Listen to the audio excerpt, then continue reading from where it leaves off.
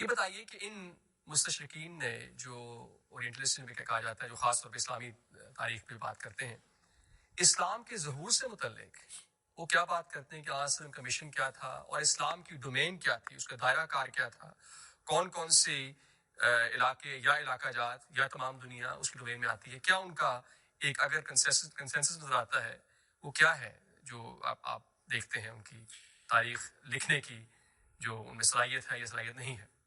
کہ وہ سمجھتے یہ ہیں کہ یہ ایکچولی عربوں کے لیے اسلام جو تھا وہ انٹرنیشنل نہیں ہے، عربوں کے لیے ہے. یہ دراصل ایک 50 سال پہلے ایک مرچنٹ اکانومی اس عرب سوسائٹی میں بنی ہے، اور وہ جو ایک ٹرائبل ویلیوز تھیں ان کو چیلنج کر رہی تھی. تو اس کا ریاکشن ہے دراصل اسلام. یہ ٹرائبل ویلیوز کی ریوائول کے لیے ایک، اور یہ جو میں بڑا حیران بعض اوقات ہوتا ہوں کہ ان کو اگر کچھ تھوڑا بھی ذرا کوئی انصاف ان کے اندر ہو، کوئی تھوڑا بہت. میں ماڈرن جو جدید ترین ماہرین ہیں ان میں ایک ایڈلر ہے جو سمجھتا ہے کہ سب سے بڑا اسٹرانگ جو انسینٹو ہوتا ہے وہ ایگو ہے.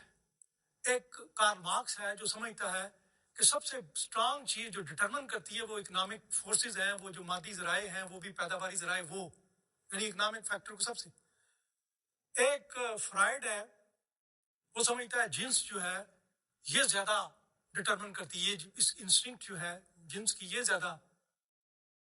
کفار نے مایوس ہو کے ایک بندے عمر بن ربیع کو بھیجا حضرت صلی اللہ علیہ وسلم کے پاس کہ آپ کو روکا جائے کہ یہ ان کا آخر وجہ کیا ہے. اس نے آ کے یہ تینوں انسینٹو پیش کیے ہیں. اس نے کہا اگر آپ چاہتے ہیں کہ دولت چاہتے ہیں، یہ جو آپ کا پروگرام ہے اس لیے ہے، اگر دولت چاہتے ہیں تو آپ کے قدموں میں دولت کے ڈھیر لگا دیں گے، یعنی جو کارل مارکس سب سے بڑی سچائی سمجھتا ہے. پھر اس نے پوچھا کہ اگر آپ چاہتے ہیں کہ آپ بادشاہ بننا چاہتے ہیں، ہم آپ کو بادشاہ بنا دیتے ہیں. یعنی ایگو ایڈلر کے نزدیک جو سب سے اسٹرانگ محرک ہے.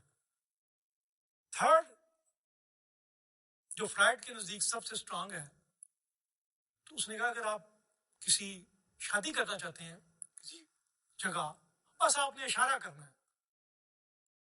یہ تینوں باتیں اس نے کہیں، اور وہ جو بات کرتے تھے پوری کر دیتے تھے.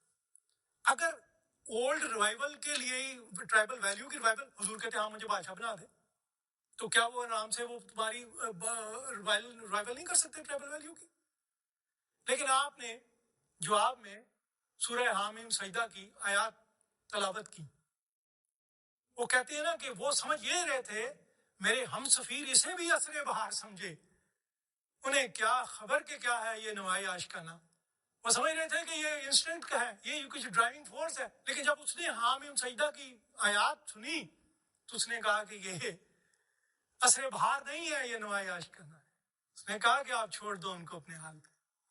تو یہ میں ہاں اگر یہ جو کہتے ہیں جو یہ ٹرائبل ویلیو کے حیا کے لیے تھی، یہ عربوں کے لیے تھی، تو حضور بادشاہ بن کے حضور صلی اللہ علیہ وسلم آرام سے کر سکتے تھے اپنا مشن پورا.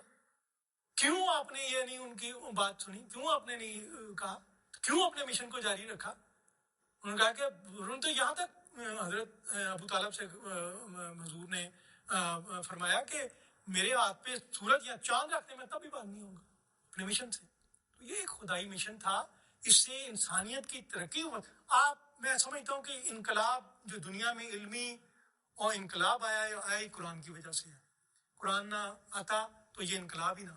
یہ سب سے بڑا انقلاب تھا، اللہ تعالیٰ کی مرضی چل رہی ہے، اللہ تعالیٰ کی ول تھی، تو اللہ تعالیٰ نے یہ بہت بڑا انقلاب کر دیا.